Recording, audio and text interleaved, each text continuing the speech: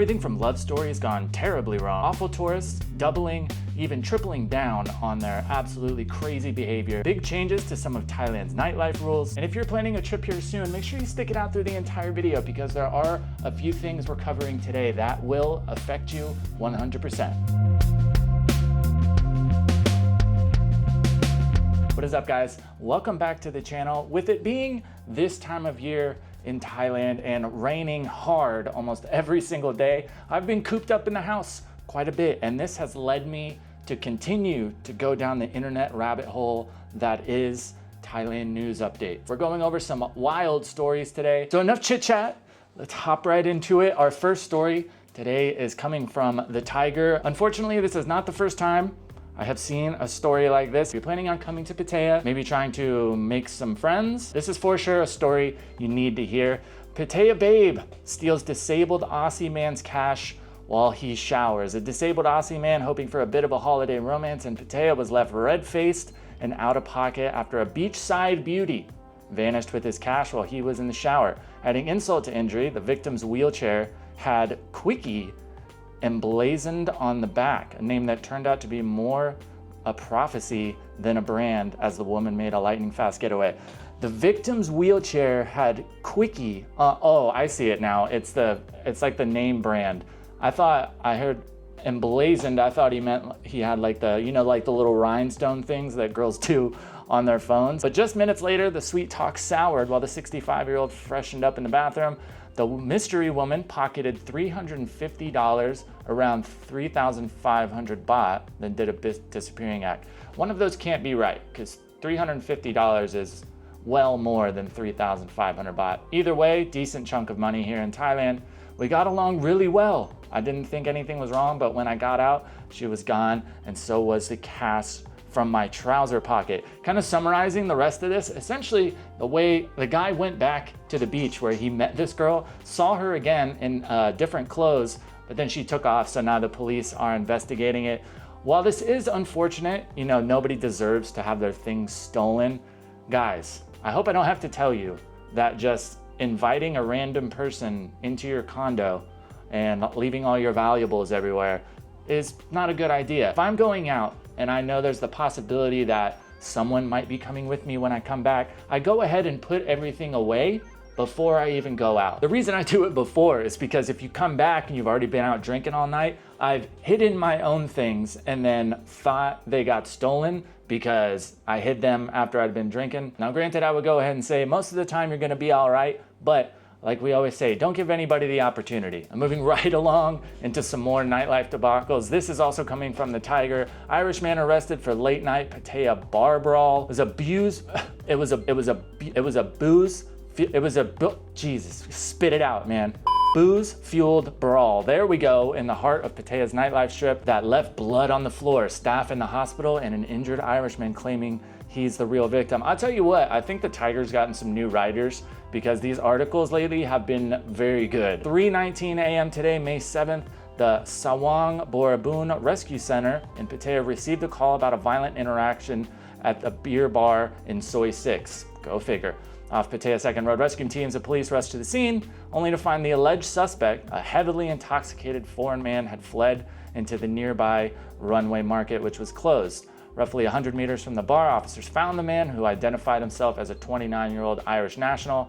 He was bleeding from the forehead and had another wound at the base of his ear. He had no identification and was barely coherent. I feel like that's probably the case with most people that are out and about at 3:30 in the morning. Initially uncooperative, the man resisted medical attention until police patrol officers arrived, at which point he allowed rescue workers to administer first aid. The man and his girlfriend told police they had been quietly drinking at the bar when they were suddenly attacked by a group of women and transgender persons, claiming they did nothing to provoke the fight. Now, I don't have to be a detective, and neither do you, to understand that. I doubt that's what happened. I've been out plenty of times, and I have never, not once, seen a Thai person, especially a group of Thai people, just randomly attack someone. So I went ahead and finished this article. Essentially, him and his girlfriend said they didn't do anything, and then all of a sudden they were getting beat up. They talked to the staff at the bar, and the story came out that they were being belligerent, they wouldn't listen, and then the guy ended up punching one of the female staff members. Out of the two stories, which sounds more likely to you, the biggest thing is too, is if you're innocent and you didn't do anything, why would you be running from the police? Speaking of police in Pattaya, taking a proactive stance to try to combat all this nonsense that seems to be going on. Next article here from the Tigers, nowhere to hide. Digital crime clock targets Pattaya's criminal in a high-tech twist straight out of a crime thriller. Pattaya police have rolled out a mobile crime tracking system that could change the game for criminals lurking in the shadows. I'm telling you, these writers are going in lately. Dubbed the Digital Crime Clock, this innovative platform is the first of its kind in Thailand's dubbed the Digital Crime Clock. Oh my God. Dubbed the Digital Crime Clock. This innovative platform is the first of its kind in Thailand's Provincial Police Region 2. I cannot talk today. And offers real-time crime data at officers' fingertips. The system transforms old school pin boards into a digital dashboard, making crime mapping as easy as checking your phone. The initiative is part of a broader push to integrate cutting-edge tech into everyday policing. AI-powered facial recognition is already helping officers identify suspects and monitor known troublemakers across the region. For some reason, I feel like some people coming to Thailand don't think that the police here are modern when compared to police departments in Western countries. As we can tell, that's obviously not true. So you may have noticed, even with the stories that we cover, a lot of the time, most of these things happen in specific areas at specific times. So when the police are able to lay it out and track everything like this, that will help them know when and where they need to have their patrols and stuff in order to deter future things happening. This next story is a big one for all you party degenerates that are ready to come to Thailand and get your booze on. Cheers aloud. Buddhist holiday booze ban has been eased. If you don't know, in Thailand, a few times throughout the year, there are religious holidays, and on those days, you're not allowed to buy or drink alcohol. This is a change that just came through that's gonna be throwing some tweaks at that. Just after Phuket had announced a 30-hour alcohol sales ban this weekend for its upcoming municipal elections and the Visakha Buka holiday. That's another time when elections are going on, same thing, there is an alcohol ban. The Thai government has relaxed its alcohol ban on sacred Buddhist holidays, but only under strict conditions. The Royal Gazette announced today, May 9th, that the Prime Minister's office has revised its previous order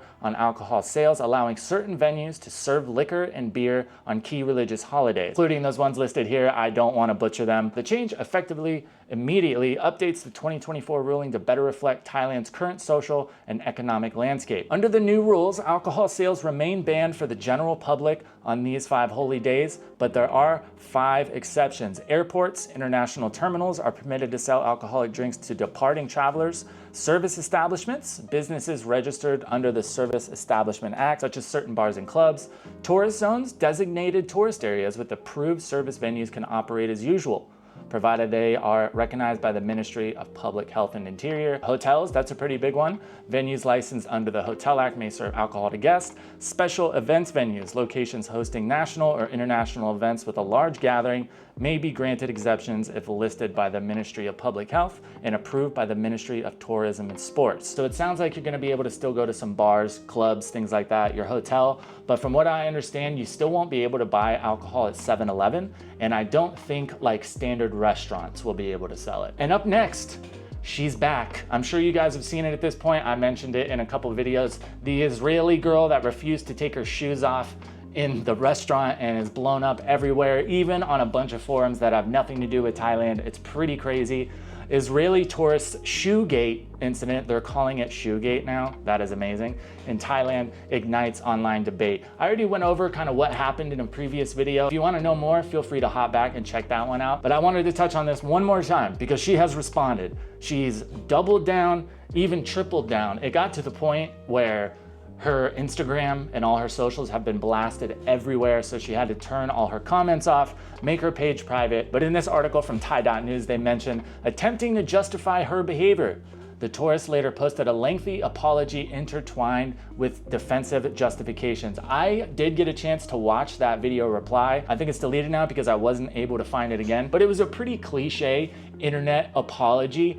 not really apologizing, but have you ever dated somebody and they do something that makes you upset, and instead of apologizing, they say something like, "Oh, I'm sorry that you got upset"? That's essentially what this video was in a nutshell.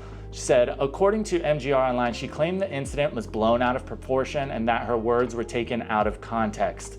I'm not really sure what context any of that could be put in to make it better, but you know, what can you do? Her intention, she stated, was merely to highlight the economic boost provided by Israeli tourists. Moreover, she emphasized feeling mistreated and maintained that her footwear was a necessity due to a foot condition, allegedly having gotten permission to keep her shoes on for this reason. The person who filmed the altercation, she claimed, was not even staff, but another customer who, along with a friend, allegedly chased her from the cafe in a less than cordial manner. Oh no, if it isn't the consequences of my own action. Many critics remain skeptical, particularly given the growing notoriety of Israeli tourists in Thailand for instances of inappropriate behavior. But this is far from the first story that's come out about people from specific countries coming here and not being very good guests. And over my 3 years of living in Thailand, this next story is one that I feel like I read about at least once a month. Very unfortunate, because I feel like this is something that could be avoided. 41-year-old Australian tourist found dead off beach in Thailand. An Australian man has reportedly been pulled from the water after going missing while on holiday in Thailand. The 41-year-old, reportedly from South Australia, was reported missing by his wife on May 7th in Phuket. 3 days later, authorities were alerted by the chief lifeguard on Freedom Beach, who had spotted the body drifting about 20 meters from the shoreline during this morning patrol. Police said the man, who had come to Thailand on April 20th, was found wearing only a black pair of underpants. We believe that the sea currents were too strong for him to swim back to land. If you're coming to Thailand soon and you're planning to enjoy the beach, I think this is something that's really important to understand.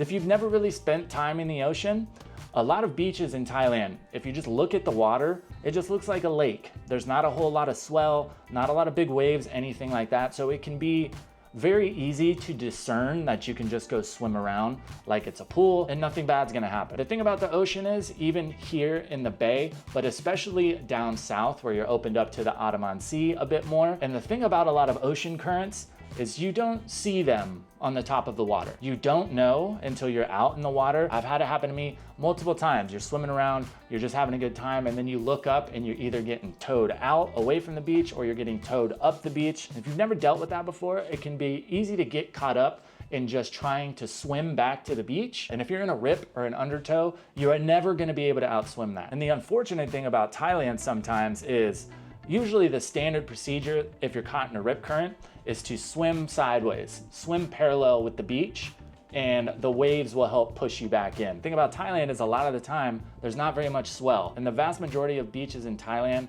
do not have lifeguards on duty. So if you're not experienced, if you haven't spent a lot of time in the ocean, take it very easy.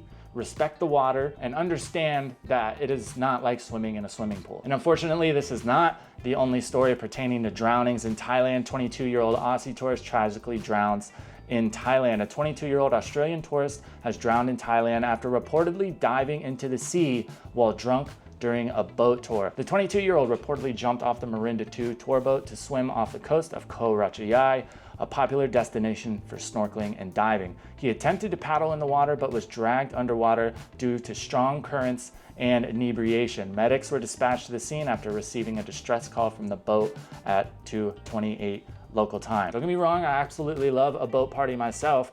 I like to drink sometimes, and I also like to swim. Another thing that can be very easy to overlook if you haven't spent time in the ocean, if you've only swam in pools, you don't really realize how much you use the bottom and the sides of the pool to keep you up. If you jump into the ocean and maybe you're not a very strong swimmer and you cannot touch the bottom, it can be really easy to get into a bad spot. Now, if you add drinking on top of that, not too long ago there was a guy here in Pattaya, pretty much the exact same story. A boat was coming back into the harbor. He had been drinking. He was like, oh, I'm gonna jump off and swim. He did it with his shirt and his shoes on. If you've never tried to swim with shoes on, it's very difficult. I've almost drowned personally trying to swim with shoes on. And especially if you're out in open water on a boat, this is another time where it can be very hard, if not impossible, to see what the water is doing underneath you. I know it can be really easy to think too, like, oh, I'm gonna jump off and the boat can just pull around and pick me up again.